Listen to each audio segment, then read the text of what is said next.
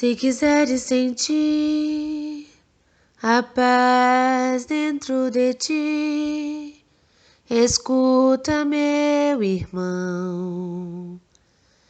Fazer silêncio, espera que volte a primavera na força da oração. Transforma teu soluço em riso de esperança no amanhã que vem. Depois da tempestade surge sempre a bonança, agora o mais além. Em tua longa estrada,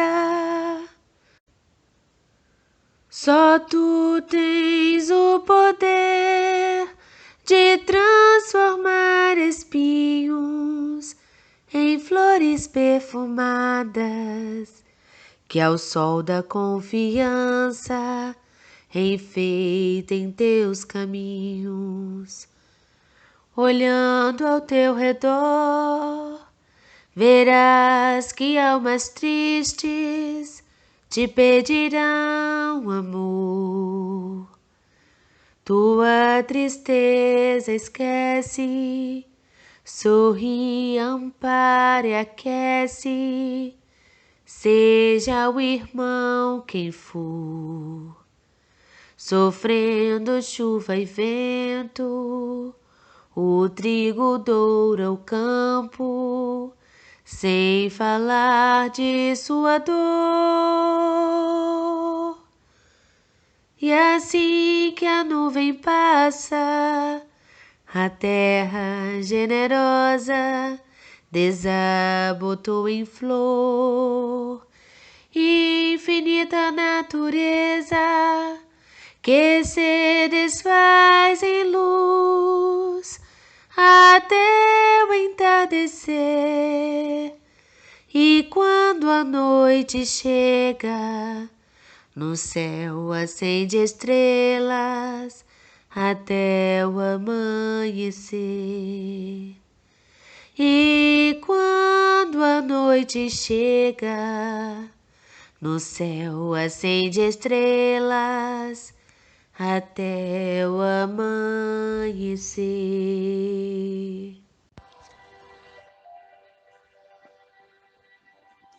Oremos. Senhor, diante de inúmeras dificuldades e conflitos, quantas vezes, Senhor, nos indagamos qual a estrada para seguir, qual a conduta a adotar. E Jesus nos asseverou: eu sou o caminho, nos informando ser Ele a única opção para chegarmos a Deus. Então, em qualquer trecho do nosso caminho, Jesus deve ser o nosso apoio, a nossa direção, a nossa meta, tendo sempre em nossa mente que através dele e com ele chegaremos a Deus. O restante são ilusões. Não nos equivoquemos. Se hoje é tempo de chorar, amanhã será tempo de sorrir, porque a justiça do Senhor ordena que se dê àquele que já tem e se retire todo daquele que parece até mesmo mais nada por possuir. Então, que através da resignação e da serenidade possamos conquistar a paz e adquirir sabedoria, para que não saiamos daqui empobrecidos, derrotados pelas nossas desilusões. Jesus nos ensinou que buscássemos a verdade, pois ela expressa o amor em plenitude, que liberta e torna todos felizes. E que neste momento sublime da prece, rogamos ao nosso amado Mestre Jesus, ao nosso Senhor Jeová e ao nosso mentor querido, Paulo de Tarso, que esteja sempre ao nosso lado, nos protegendo e abençoando o nosso caminho, para que possamos aprender cada vez mais os ensinamentos de Jesus para o nosso progresso espiritual. Que assim seja. Bom dia, meus irmãos. A leitura do nosso Evangelho nesta manhã está em 2 Coríntios, capítulo 3, versículo 3 ao 5. Não há dúvida de que vós sois uma carta de Cristo, redigida pelo nosso ministério, escrita, não com tinta, mas com o Espírito de Deus vivo, não em tábuas de pedra, mas em tábuas de carne, isto é, em vossos corações. Tal é a convicção que temos em Deus por Cristo. Não que sejamos capazes por nós mesmos de ter algum pensamento, como de nós mesmos. Nossa capacidade vem de Deus. Que assim seja.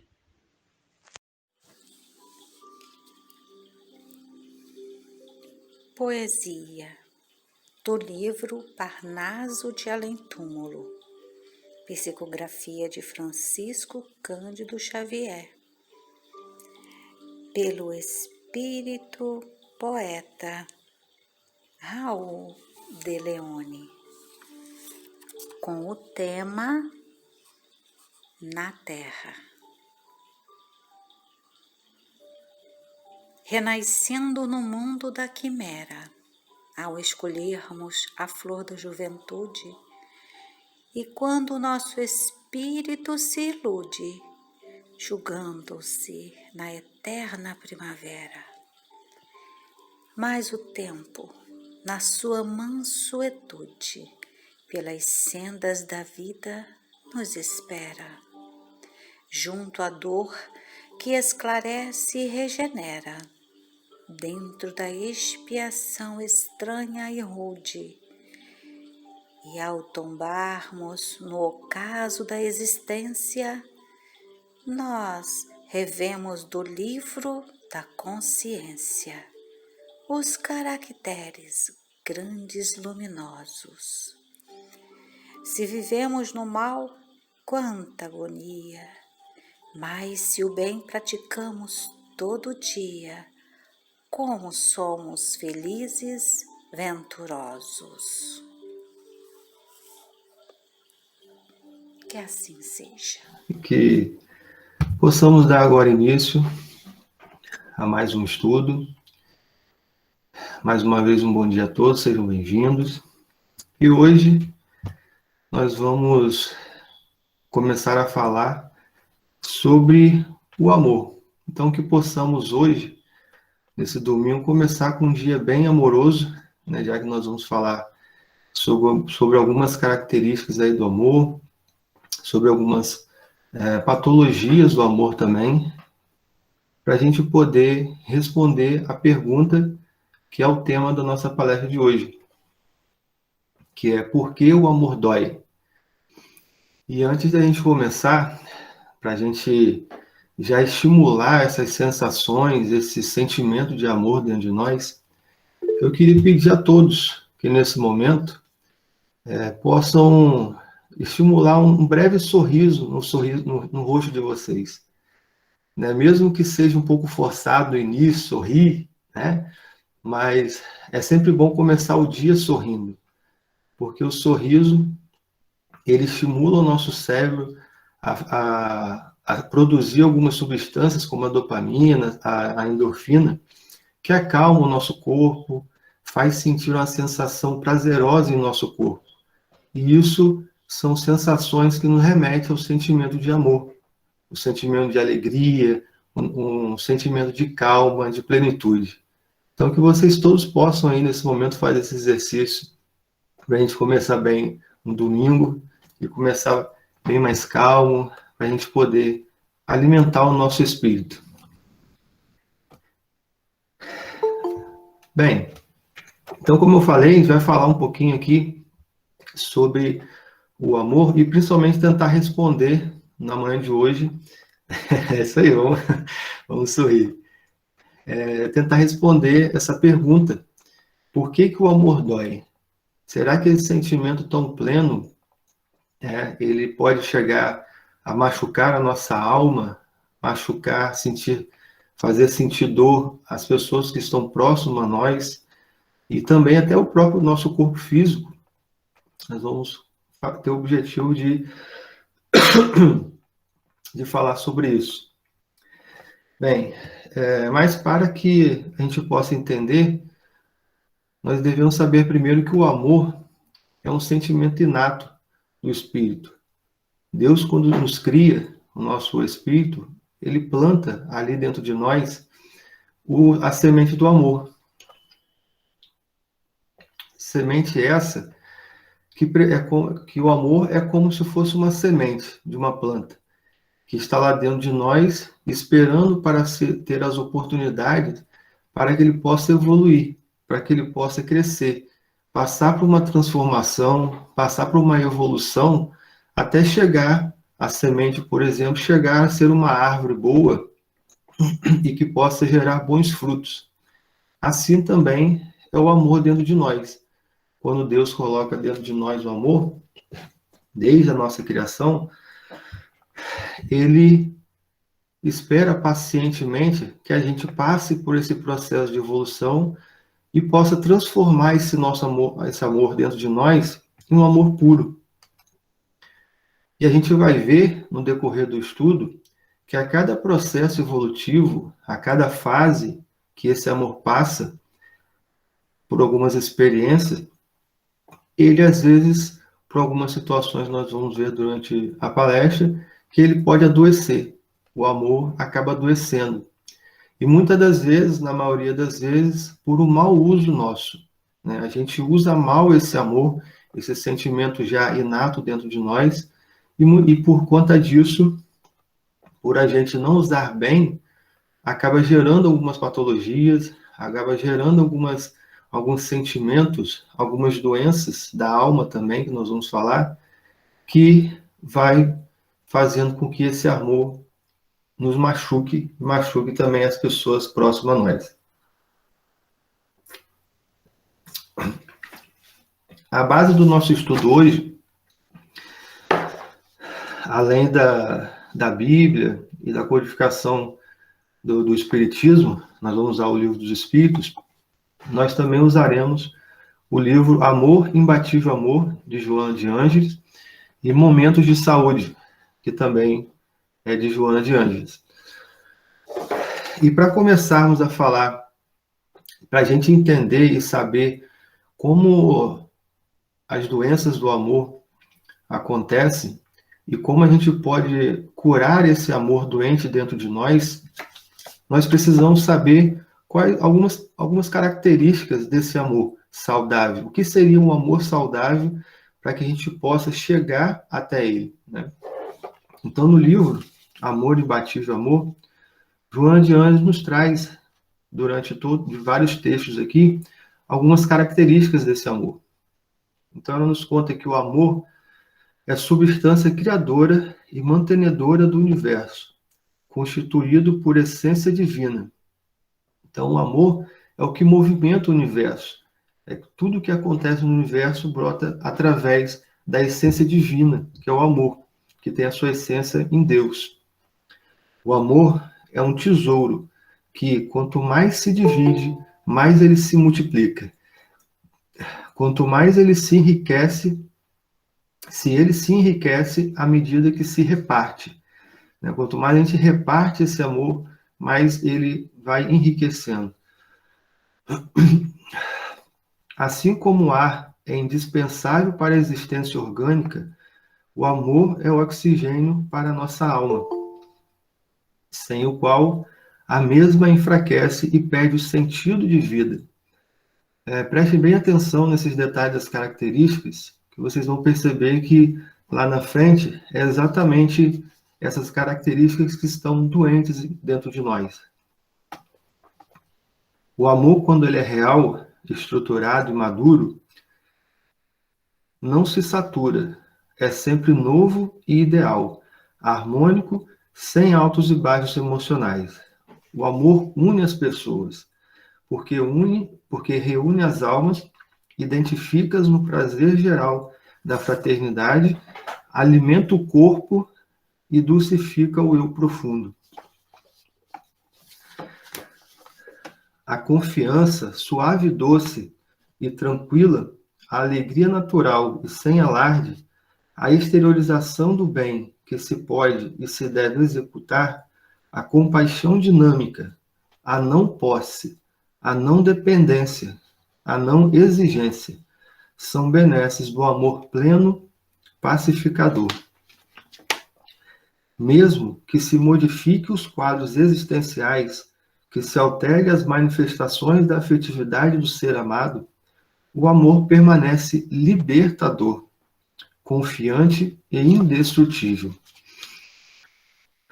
O amor nunca se impõe, porque é espontâneo como a própria vida e irradia-se contagiando de júbilos e paz.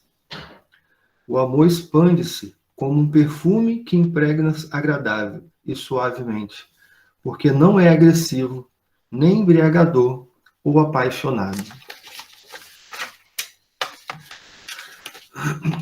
O amor se expressa como sentimento que se expande, irradiando harmonia e paz, terminando por gerar plenitude e renovação íntima. Bem, vendo essas características do amor, nós podemos já associar um pouco, que quando a gente não possui essas características, ou possui essas características de forma ainda pequena dentro de nós, com algumas dificuldades de colocar em prática, nós podemos ver que o contrário dessas características é quando o nosso amor se encontra em duas situações.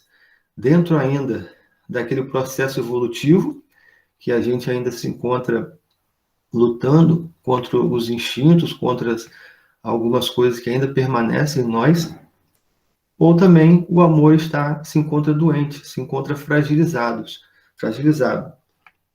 Então temos que saber que com essas características do amor é onde nós devemos chegar, né? Como foi falado também na oração, no hino.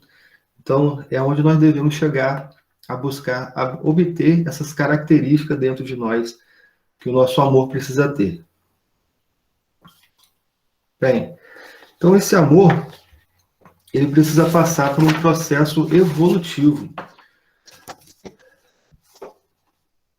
No livro Amor Imbatível Amor, Joana de Ângeles nos falando que, criado o espírito simples para adquirir experiências a esforço próprio e renascendo para aprimorar-se, as realizações se transferem de uma para outra vivência, dando curso aos impositivos da evolução, que, enquanto não vigorar o amor, se imporão através dos processos afetivos. Aqui é aquela situação que a religião espírita já explica muito bem, que é o processo que o espírito precisa passar de experiência de existência a existência, encarnando e reencarnando, adquirindo experiência e levando essas experiências de uma fase evolutiva para outra. E enquanto não houver o amor dentro do espírito, ainda as aflições o atormentarão o coração. E esse processo evolutivo se dá de uma forma assim mais didática, né? Desde os automativos primérvios, nas fases iniciais da busca da sensibilidade, passou para os instintos básicos até alcançar a inteligência e a razão, que é a fase que nós vivenciamos hoje em dia, com a busca do conhecimento e da razão. Que a busca desse conhecimento, como está na Bíblia, conhecereis a verdade nos libertará, esse conhecimento nos projetarão a um patamar de maior significado, quando a comunicação entre os seres fará mente a mente, adentrando-se a partir daí pelos campos vibratórios da intuição. Como o amor é algo que movimenta todo o universo, chegará um momento que esse amor que nasce conosco, ele passando por esse processo evolutivo, ele chegará ao ponto em que a sintonia e a simpatia entre os seres se dará puramente por esse sentimento de amor. E nos fará não mais ter a necessidade de obter, através de um corpo material, das cordas vocais, a nossa comunicação. A sintonia entre os seres e a evolução do amor dentro de nós fará que a comunicação e a união dos seres espirituais se dê pela mente, se dê pela intuição vibratória que emana desse sentimento de amor. E aí nos reuniremos para que possamos trabalhar em prol do Evangelho de Cristo, para ajudar a cada vez mais as pessoas a saírem e a terem condição de libertar esse amor que se encontra enfraquecido ou doente dentro delas. Porém, nessa fase ainda, preservando numa fase a herança das anteriores experiências, o mecanismo de fixação das novas conquistas e superando a das anteriores torna-se um desafio que lhe cumpre vencer. Esse é o nosso desafio. A nossa vida tem esse desafio de que a cada fase que a gente vai evoluindo esse amor, a gente vai carregando dentro de nós algumas heranças das vidas anteriores, né, como eu falei anteriormente. E essas heranças causam uma certa dificuldade para a gente evoluir o amor, né? Então, esse é o desafio que ela vem nos trazendo aqui, a realidade para vencer isso.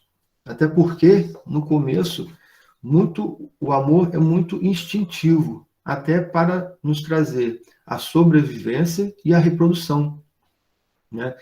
Então, aquele amor que nasce dentro de nós, nasce também como um instinto de sobrevivência.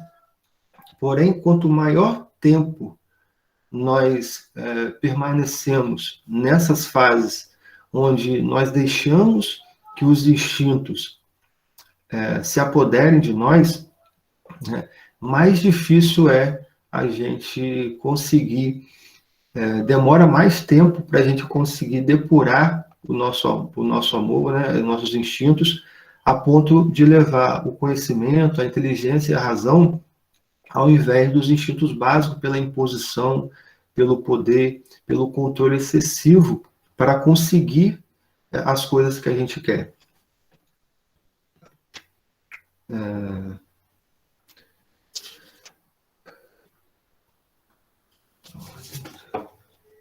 Exatamente. Então, esse processo instintivo também mostra ser algo importante na evolução.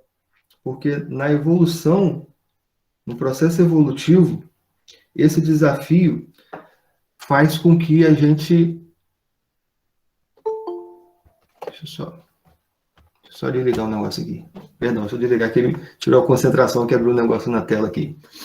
Mas, voltando aqui à questão dos instintos, eles também são importantes na nossa evolução. Porque dá essa questão da nossa reprodução e da nossa continuidade, da nossa vivência, sobrevivência, mas como tudo que Deus faz é perfeito, esses instintos, essa busca do amor, onde ele está, de uma certa forma, mais possessivo, mais instintivo, ele também é utilizado de forma benéfica para a nossa evolução. Na mitologia grega, o amor da natureza mais material, o amor mais da sensualidade, do poder de controle, de possessividade, eles chamavam de amor de Eros, o amor Eros, que é um amor voltado mais para a natureza física. É o amor das paixões, né, que nos impulsiona, que tem aquele fogo, aquele combustível que nos move a fazer algumas coisas. No livro, vem nos contando que Eros toma conta dos sentidos e responde pelas paixões desenfreadas, pelos conflitos da insatisfação. Então, o amor eros, dentro da mitologia grega, ele é o amor que consome, que busca se satisfazer o máximo possível, sem medidas, sem uma organização, sem um controle. Ou seja, é aquela paixão cega que nos faz muitas das vezes entrar no desespero quando a gente vê o resultado das nossas ações. Então aqui a gente começa a ver duas situações dessa parte instintiva do amor, dessa fase dos instintos, onde nós tanto utilizamos de forma errada, onde irá adoecer o nosso amor, nos mantendo nas fases mais brutas do amor, mais primitiva, mas como eu falei aqui, tudo que Deus faz para nos dar uma oportunidade de evoluir o nosso amor. E no Livro dos Espíritos, e essa paixão, esse fogo do combustível da paixão, também é uma delas. Como no Livro dos Espíritos, vem nos respondendo na pergunta 908. Como se poderá determinar o limite onde as paixões deixam de ser boas para se tornarem más? As paixões são como um corcel, que só tem utilidade quando governado, e que se torna perigoso desde que se passe a governar. Uma paixão se torna perigosa a partir do momento em que deixais de poder governá-la, e que dá o resultado um prejuízo qualquer para vós mesmos ou para outrem. As paixões são alavancas que decuplicam as forças do homem e o auxiliam na execução dos desígnios da providência. Eu vou repetir essa frase que ela é bem importante.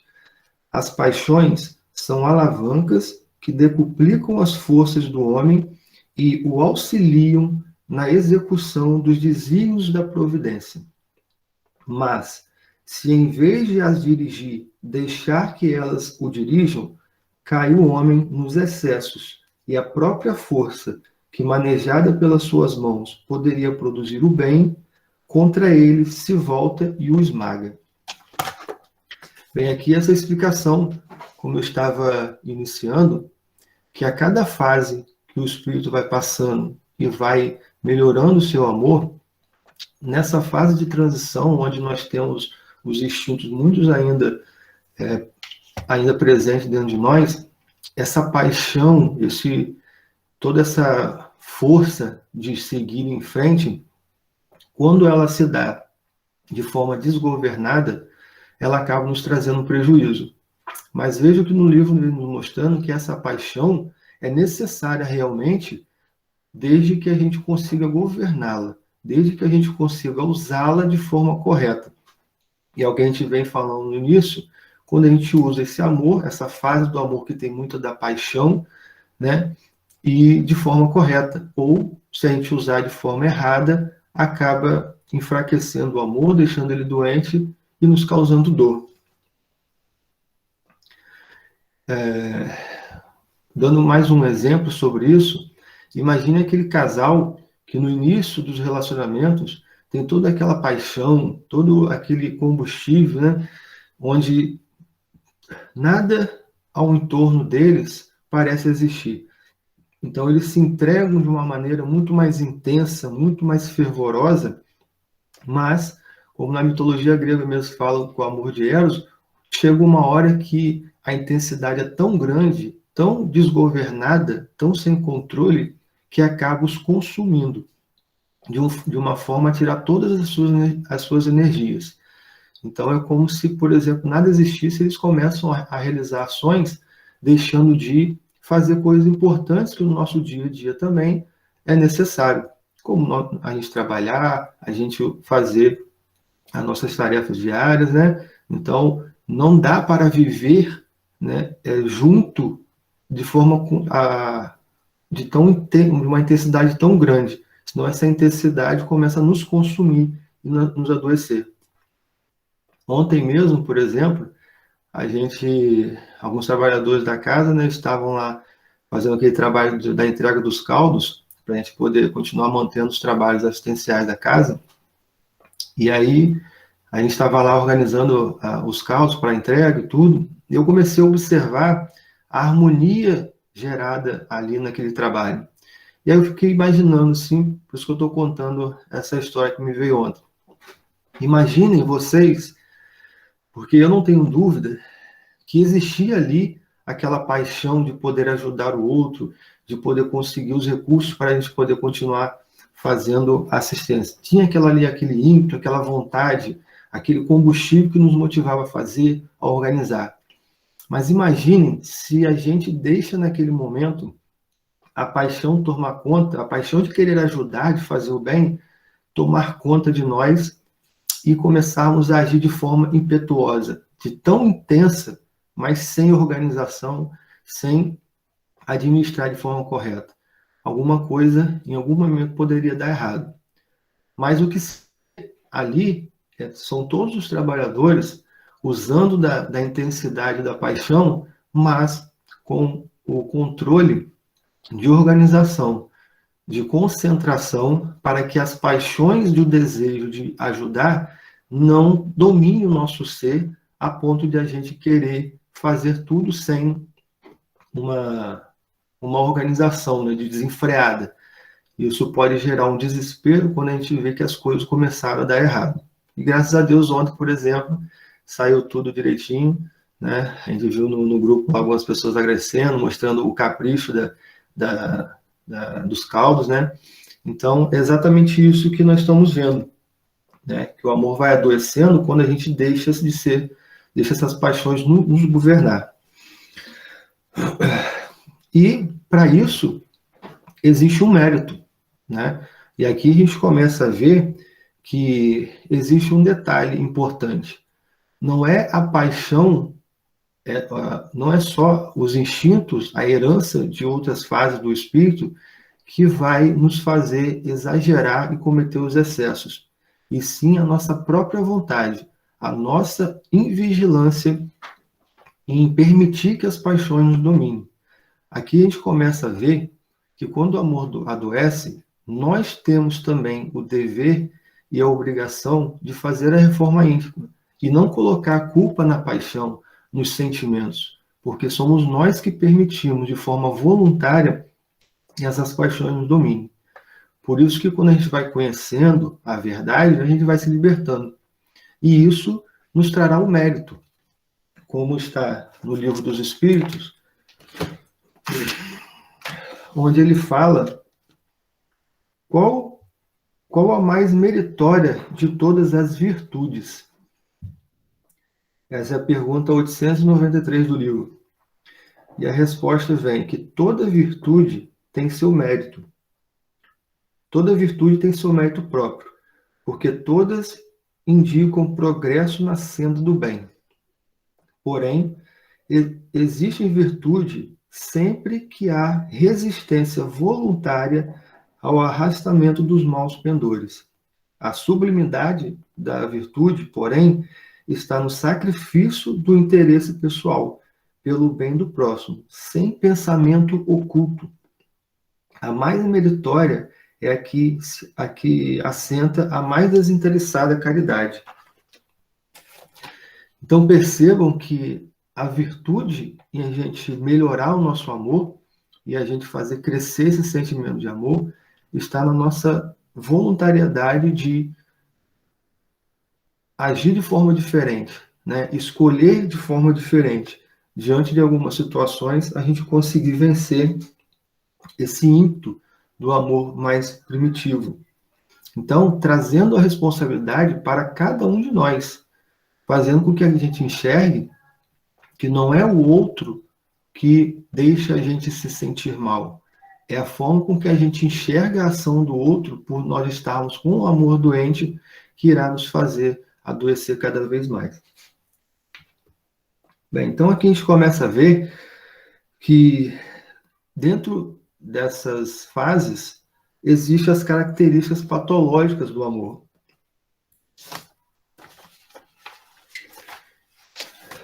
Deixa eu só pegar aqui.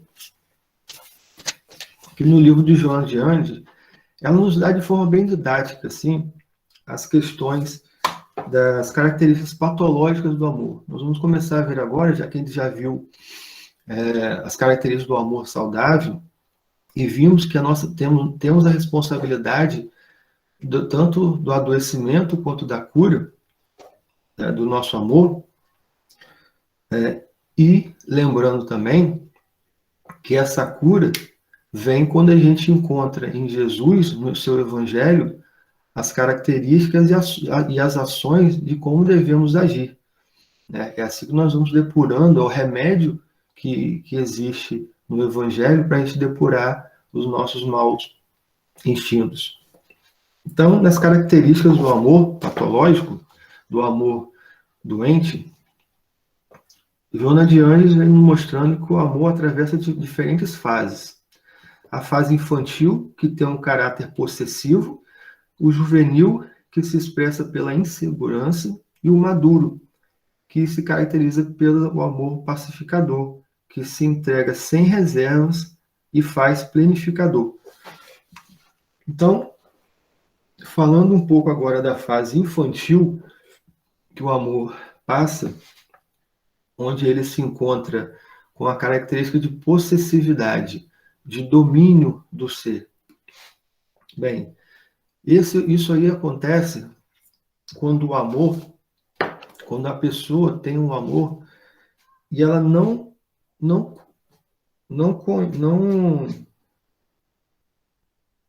conhece o verdadeiro amor, né?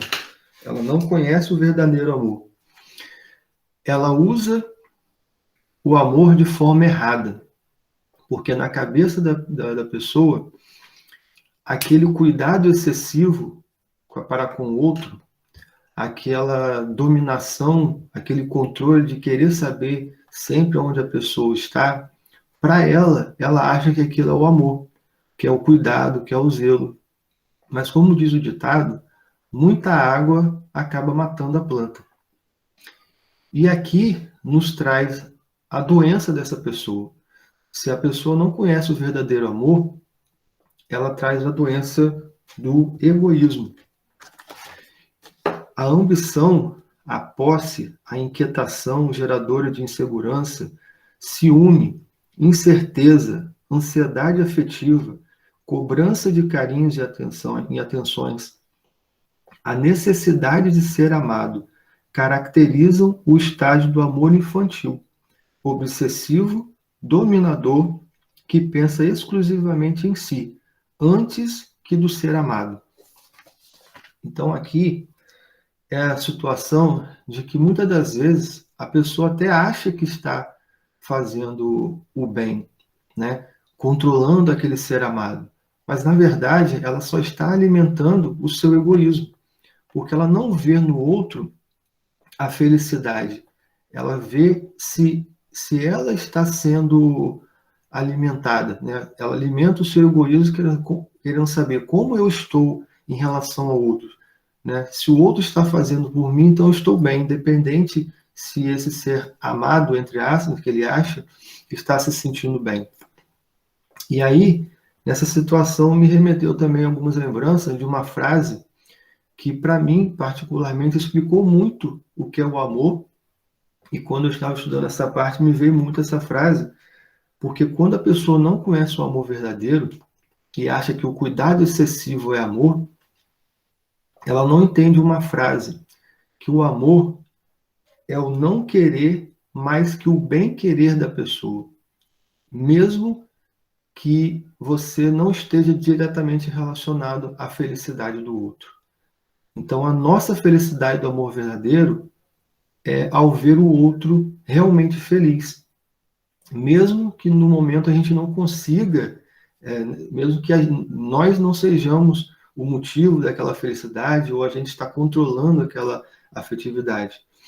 É naqueles relacionamentos abusivos que a gente vê, não só entre casais, né, mas entre familiares também, amigos, onde a pessoa quer dominar toda a vida da pessoa, né, para que ela se sinta segura.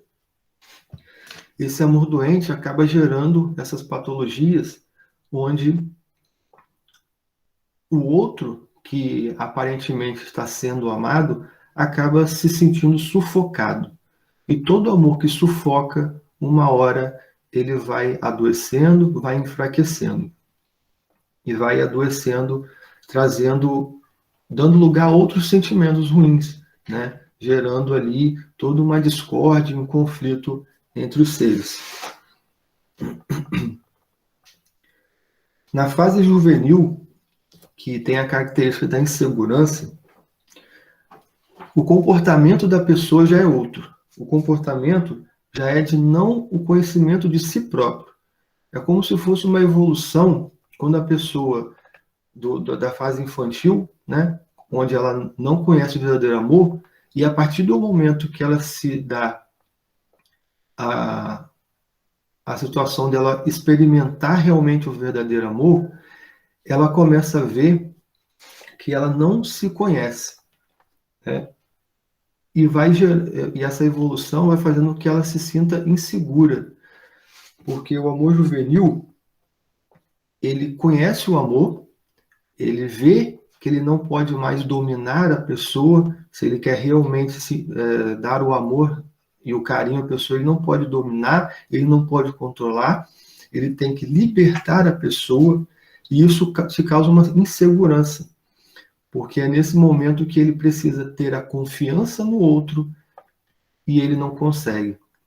Então vejo que é um detalhe pequeno, mas que faz a pessoa gerar uma grande diferença nos seus sintomas, porque na fase juvenil já gera uma outra doença, que é o orgulho. Porque como ela tem a dificuldade de encontrar em si, né, as verdadeiras situações que ela precisa mudar, o orgulho a impede de admitir isso. E ela vai se ficando mais insegura, gerando até o medo de amar.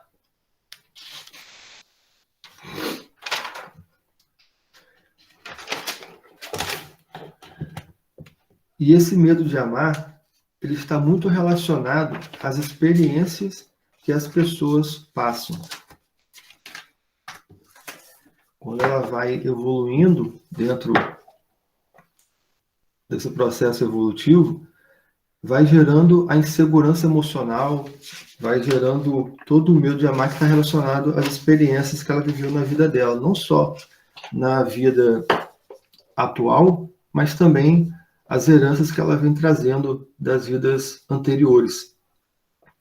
Então, as experiências positivas, elas devolvem o sentimento de afetividade e de carinho, né?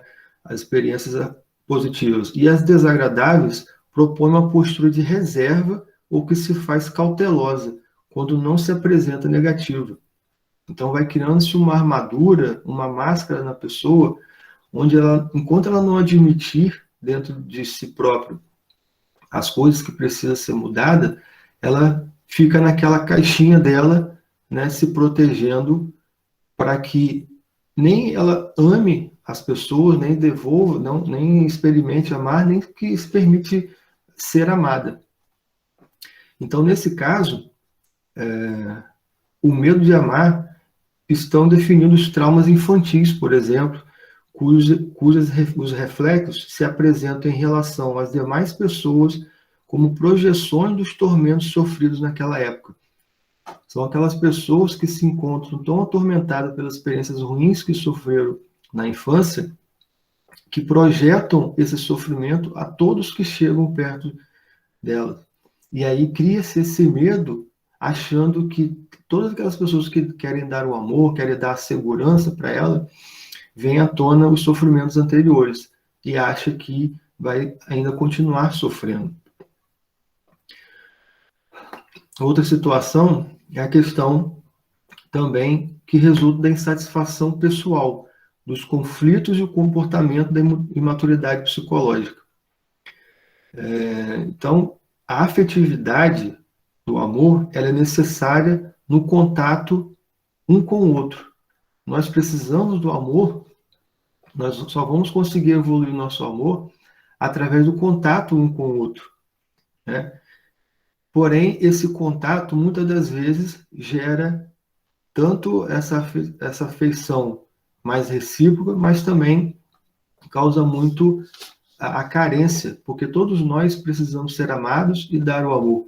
E muitas das vezes essa carência gera um adoecimento na pessoa, onde, quando se é carente, essa necessidade torna-se tormentosa, deixando de expressar o amor real para se tornar-se desejos de prazer imediato, consumidor. Então, é aquela situação que, muitas das vezes, quando alguém diz com aflição, eu o amo, está tentando dizer, eu necessito da pessoa. E aqui a gente começa a ver a situação de mudança de sentimentos, onde aquelas pessoas que começam a se relacionar, e no início, tudo são flores, né? Tudo são sentimentos bons, mas que com o tempo elas vão entrando num conflito, porque essa carência emocional um com o outro, um vai depositando o seu amor no outro de uma forma doentia, de uma forma onde que ela acha que a vida dela é a pessoa. Então, a gente deixar que a nossa vida seja governada em função de uma pessoa só, como se a pessoa fosse a razão da nossa vida, é algo que vai enfraquecendo o nosso ser, porque o outro pode acontecer muitas coisas com ele.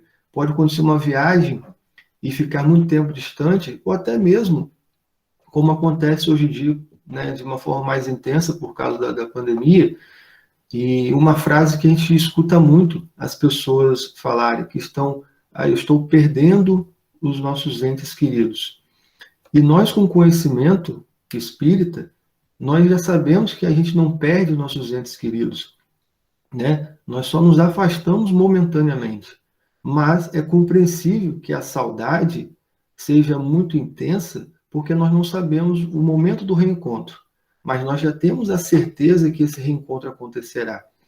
Então é nesse momento que a gente começa a ficar triste, começa a ficar doente, ao depositar o sentimento da nossa vida, o nosso sentido de vida no outro.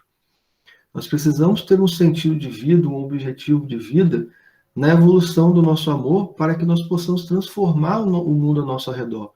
É na mudança da nossa postura, do nosso sentimento, que nós vamos conseguir mudar o mundo ao redor. Na pergunta 939, ele fala exatamente essa situação de quando o amor começa a dar lugar a sentimentos ruins, assim como o ódio, ou assim também como a carência, né, de tristeza, depressão, por não encontrar no outro o que esperava. E na pergunta 939 ele explica bem o porquê que acontece isso.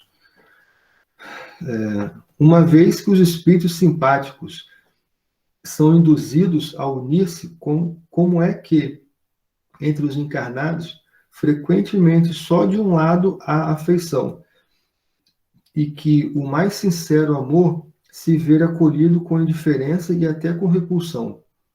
Como é, além disso, que a mais viva afeição de dois seres pode mudar-se em antipatia e mesmo em ódio.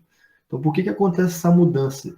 E muitas vezes a gente está lá, uma pessoa nos sentindo muito bem, e com o tempo a gente muda esse sentimento, essa afeição começa a mudar até se transformar em ódio, por exemplo, quando eles vêm nos perguntando. Então a resposta vem: não compreendes, então, que isso constitui uma punição, se bem que passageira?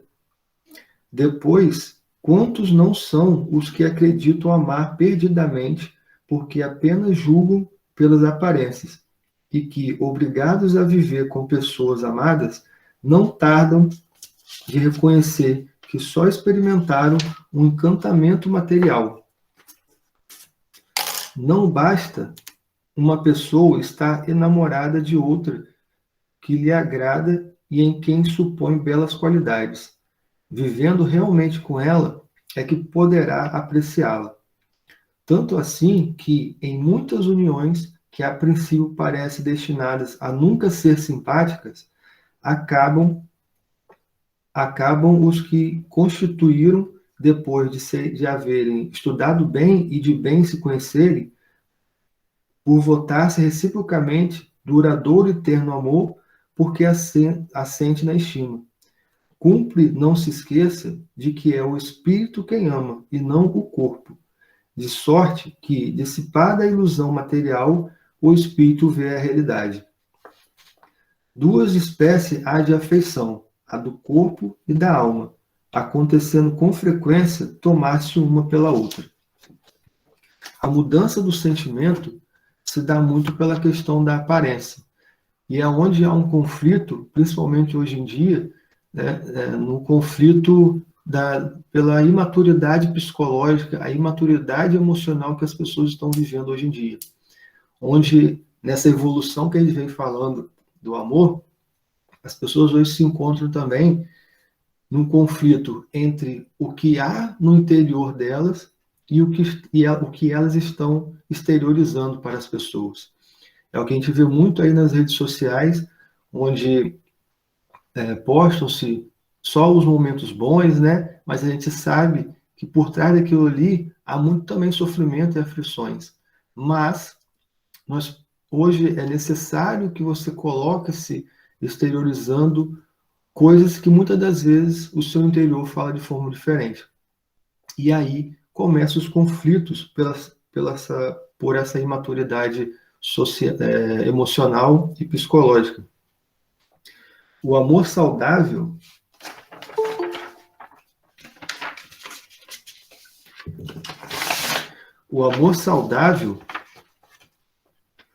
a conduta permanece sem surpresas, porque há uma interação da sua vivência interior com o exterior.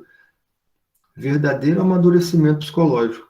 Após o autoconhecimento, que propicia a autoaceitação, explora-se o exterior, abrindo as experiências a vivências novas e enriquecedoras. Esse é o amor saudável, onde se reflete no exterior o que nós somos por dentro realmente. Mas o amor alterado, que irá nos adoecer e nos machucar e machucar os outros, são aqueles comportamentos alterados, que o júbilo e a tristeza, a confiança e a suspeita, o amor e a animosidade se confundem. O autodescobrimento, a imaturidade programa um estado de instabilidade, conduzido a enfermidades emocionais que são somatizadas, reaparecendo na área orgânica com um caráter destruidor. Então percebam que todo esse conflito que muitas pessoas, que nós estamos vivenciando hoje em dia, vão se acumulando não só na nossa alma, não só enfraquecendo o amor e adoecendo nossa alma, mas o nosso comportamento acaba alterando também o outro. E como nós vimos aqui no texto, começa também a adoecer o nosso corpo físico, porque tudo é uma ligação, o espírito está ligado a esse corpo. Então, tudo que o espírito está vivenciando, a nível de sentimentos e de emoções, isso vai nos trazer um prejuízo orgânico. É por isso que muitas vezes hoje nós vemos as pessoas projetando doenças no corpo, né? Aparecendo doenças no corpo, como manchas na pele, né? Inflamações pelo corpo. E quando você vai examinar de forma física, através dos exames de sangue, de radiologia, não se encontra nada. Não se encontra uma causa. Porque a causa está no adoecimento do espírito, no adoecimento desse amor, que se encontra fragilizado pela essa imaturidade social, emocional e psicológica. Porque muitas das vezes nós queremos mudar o mundo fazendo com que o outro mude. Mas nós vimos no estudo de hoje, nós estamos vendo que é na mudança de nós, né, no interior, fazendo uma reforma íntima, primeiro observando, dentro daquelas características do amor falado no início, né, o que falta em nós. Como que nós estamos usando esse sentimento de amor? Será que estamos dominando o outro, alimentando o egoísmo? Será que estamos nos vitimizando, exigindo o amor do outro de forma carente e exigindo que o outro só fique conosco? Né? Estamos num conflito entre o que nós estamos mostrando e o que realmente está no interior de nós. Né? Então, como diz aquela música de Gabriel Pensador, muda que quando a gente muda, o mundo muda com a gente. Então, o mundo ao nosso redor, e o mundo que eu falo não é só, não engrandecendo a nível mundial, mas ao mundo das 5 pessoas mais próximas de nós. Existem algumas pesquisas aí que mostram que o comportamento de uma pessoa afeta as 5 que ela mais convive. Então, você começa a multiplicar isso aí, né? E a gente começa a perceber por que todos nós estamos ligados. E por que é o amor que nós precisamos amadurecer cada vez mais para que nós possamos nos unir. Porque as 5 pessoas que eu, por exemplo, mais convivo, elas vão estar sendo afetadas, tanto positivamente quanto negativamente, com o meu comportamento, ou a minha forma de agir, de pensar ou de sentir. Então, primeiramente, se a gente quer ver ao nosso redor melhor, nós temos que começar a olhar para dentro.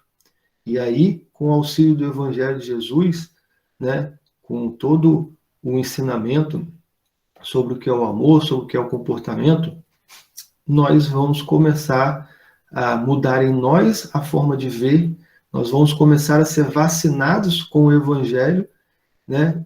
E a doença, o amor doente, vai começar a se transformar em um amor mais sadio, onde nós vamos começar a mudar nosso comportamento e assim evoluir. Não só nós mesmos, mas com o nosso exemplo mudar o que está em torno. Sempre de forma compreensiva, respeitando o tempo do outro, porque senão a gente volta a ficar doente naquela questão de a gente impor ao outro as nossas condições. E não é isso que o amor faz. O amor mais evoluído é o amor de Deus, por exemplo, que nos dá várias oportunidades com a reencarnação de experimentar coisas novas, experimentar sensações novas e nos dá a oportunidade de poder amadurecer o nosso amor com compreensão, e ele espera pacientemente, com benevolência, com caridade, com todo o seu manancial de amor, para que nós um dia consigamos chegar à evolução. Mas a gente não pode se enganar com uma coisa, que tudo isso que a gente vem falando na manhã de hoje tem um preço a se pagar. Né? Quando a gente quer mudar o nosso comportamento, quando a gente escolhe, como a gente vem falando no estudo, né, voluntariamente a mudar, a agir de forma benevolente para com os outros, dentro desse mundo de provas e expiações, podem ter certezas que nós seremos julgados, nós seremos cobrados pelas pessoas até próximas de nós, né? Mas lembre-se que quando nós escolhemos o caminho do Evangelho do Cristo, todos nós iremos realmente passar por algumas aflições.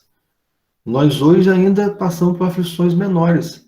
Imagine os apóstolos, que eram mortos quando pregavam o amor de Jesus. Esse é o preço que nós temos que pagar, porque é o preço de mostrar para o mundo o verdadeiro amor. O amor que pacifica, o amor que liberta, o amor que une as pessoas em um ideal comum, de ter a comunhão com Deus, para que todos nós possamos viver em harmonia, viver em uma união espiritual mais plena. Mas encham-se de esperanças, porque, como os nossos amigos cientistas falam, o frio ele não existe. O que existe é a ausência do calor. A escuridão ela não existe. O que existe é a ausência de luz. assim como o mal. O mal que a gente vê dentro das pessoas, ele não existe. O que existe ali é a ausência do bem, é a ausência daquele amor que pacifica, que liberta. Ou seja, o mal não existe dentro das pessoas, existe um amor doente, que na mudança da nossa mente, na mudança do nosso comportamento, a gente vai poder ajudar essas pessoas a transformar esse amor. E aí sim, dá lugar muito mais ao amor pleno dentro delas, que nos fará reunir de forma plena em rumo à evolução espiritual. Bem, eu vou encerrar aqui o nosso estudo. Espero que todos tenham se alimentado com os seus espíritos, que a gente possa fazer essa reflexão, né, de dentro dessas características, quais as doenças que nós temos do nosso amor, e que nós possamos buscar no Evangelho a vacina, fazendo uma analogia com os tempos atuais, né, que nós possamos buscar no Evangelho a vacina que irá nos libertar das prisões, das heranças instintivas que a gente ainda possui no nosso espírito. Um bom domingo a todos e uma boa semana.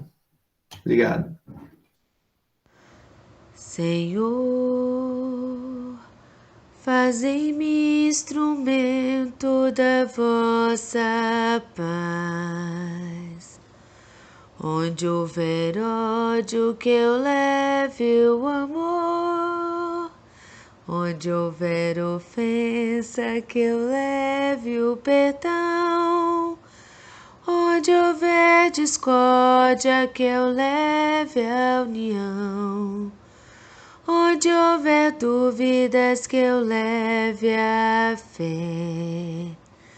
Onde houver erros, que eu leve a verdade. Onde houver desespero, que eu leve a esperança. Onde houver tristeza, que eu leve a alegria. Onde houver trevas, que eu leve a luz. Ó Mestre, fazei que eu procure mais consolar que ser consolado, compreender que ser compreendido, amar que ser amado, pois é dando que se recebe, é perdoando que se é perdoado, e é morrendo que se vive para a vida eterna. Ó Mestre, fazei que eu procure mais consolar que ser consolado, compreender que ser compreendido, amar que ser amado, pois é dando que se recebe, é perdoando que se é perdoado, e é morrendo que se vive para a vida eterna. Amém.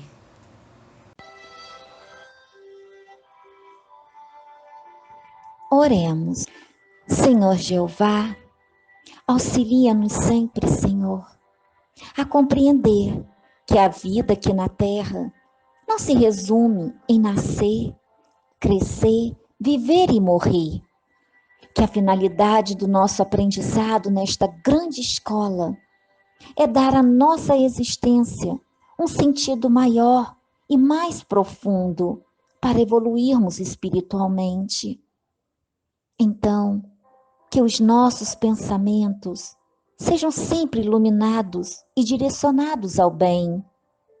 Utilizemos as nossas horas com moderação, realizando cada tarefa por sua vez. Em cada dificuldade, vejamos a mensagem oculta de advertência para a vida. Deixemos o Senhor transformar nossa vida num seminário de amor. A vida é bênção e deve ser mantida saudável, alegre, mesmo sob provas e expiações. O que somos e o que seremos depende de nós. A inspiração superior nunca nos falta.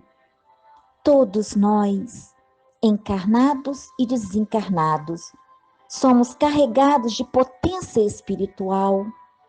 Então, busquemos essa luz dentro de nós. Tenhamos firmeza em nossas atitudes do bem comum, e nossos passos serão mais firmes e nossas mãos mais seguras. Tenhamos bom ânimo nos serviços da caridade, porque ela não é somente dar pão ao faminto. Revigoremos nossas energias no amor e no perdão, e de uma pequena luz passará a ser um sol, onde todos que nos rodeiam serão também aquecidos. Esse é o trabalho mais urgente a fazer dentro de nós. Que assim seja.